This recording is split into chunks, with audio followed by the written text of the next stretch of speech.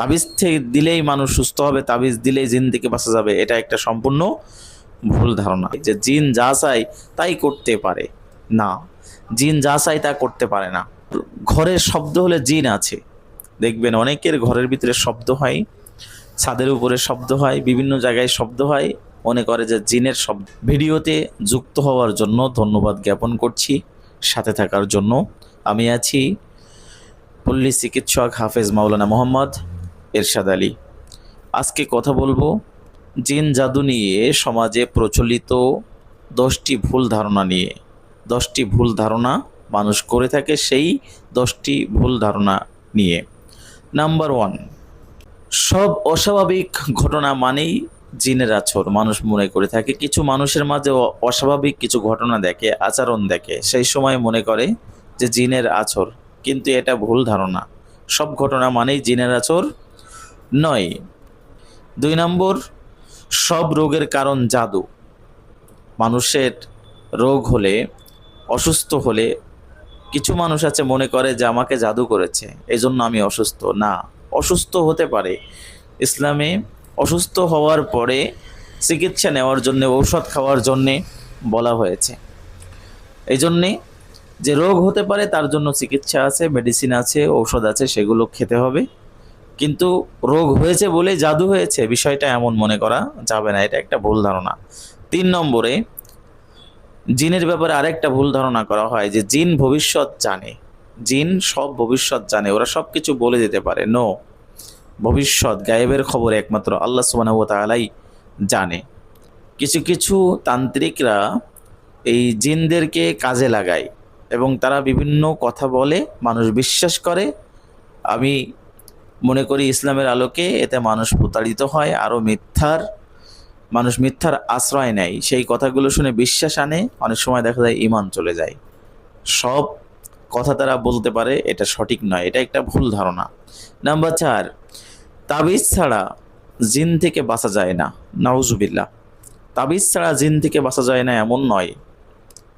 জিন থেকে বাঁচতে অবশ্যই কোরআনের আয়াতে কারিমা, সূরা এবং হাদিসের দোয়া এগুলি গ্রহণ করতে হবে। মানুষ যদি নাকি আয়াতুল কুরসি, সূরা ইখলাস, ফালাক, সূরা নাস, এই সূরাগুলি যদি তেলাওয়াত করে মানুষ, বা কোরআনের আয়াতে কারিমা যদি তেলাওয়াত করে, তখন জিনেদের গায়ে এক প্রকার আগুন ধরে যায়, অনেক কষ্ট পায়, তখন তারা চলে যায়। এজন্য চেষ্টা করতে হবে, এই ভুল ধারণা থেকে বেঁচে থাকতে হবে। সূরা, দোয়া এগুলির আমল করতে হবে, যত সম্ভব তাবিজ থেকে বিরত থাকতে হবে। তাবিজ থেকে দিলেই মানুষ সুস্থ হবে, তাবিজ দিলেই জিন থেকে বাঁচা যাবে, এটা একটা সম্পূর্ণ ভুল ধারণা। 5 নম্বর হচ্ছে যে প্রত্যেক রুকায়া নির্ভরযোগ্য। প্রত্যেক রুকায়া নির্ভরযোগ্য নয়, কারণ যারা তন্ত্র মন্ত্র দিয়ে, বাক্য দিয়ে মন্ত্র কালাম পাঠ করে, কুফরি, শিরিকি, এগুলি ধারে কাছে গেলে তো ইমানই থাকবে না, শিরিক করা হয়ে যাবে। এই সমস্ত তন্ত্র মন্ত্র দিয়ে রুকায়া করা যাবে না, কোরআনের আয়াত দিয়ে, হাদিসের দোয়া দিয়ে রুকায়া করতে হবে। এই জন্য প্রত্যেক রুকায়ার নিকটে যাওয়া যাবে না, এটা একটা ভুল ধারণা। আমাদের সমাজে আরও একটি ভুল ধারণা আছে যে জিন যা চায় তাই করতে পারে না, জিন যা চায় তা করতে পারে না।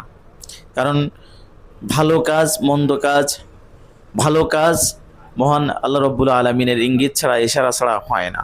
এই জন্য জিন যা চায় তাই যদি করতে পারতো, তাহলে আমরা তো দুনিয়াতে চলতে পারতাম না, আমরা পৃথিবীতে বসবাস করতে পারতাম না। তারা অসংখ্য আছে, আমরা তো সেই অনুপাতে আছে কম। তারা অসংখ্য আছে, তারা চাইলে আমাদের একটা চড় মেরে দিতে পারতো, তারা চাইলে আমাদেরকে মেরে ফেলতে পারতো, কিন্তু যা চায় তারা তা করতে পারে না। এটা আমাদের একটা ভুল ধারণা।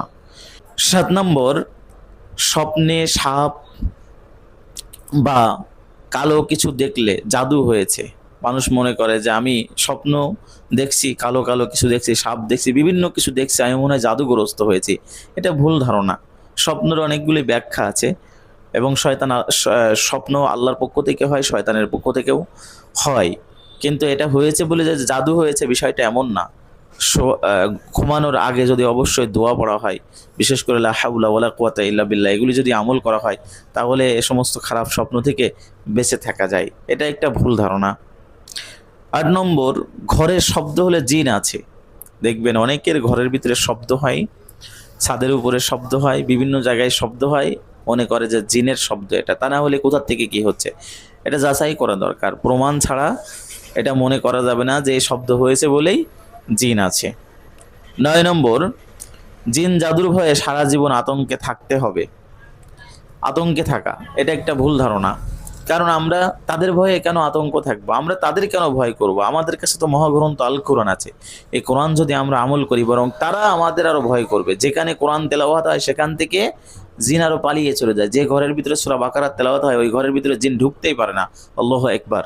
এজন্য তাদের ভয় মানুষ করবে কেন, তাদের আতঙ্কে থাকতে হবে কেন, এটা একটা ভুল ধারণা। 10 নম্বরে, জাদু কাটতে অন্য জাদুকরের সাহায্য নেওয়া। একজন জাদুগ্রস্ত হয়েছে, জাদুগ্রস্ত হতে পারে, মানুষ মানুষের ক্ষতি করে।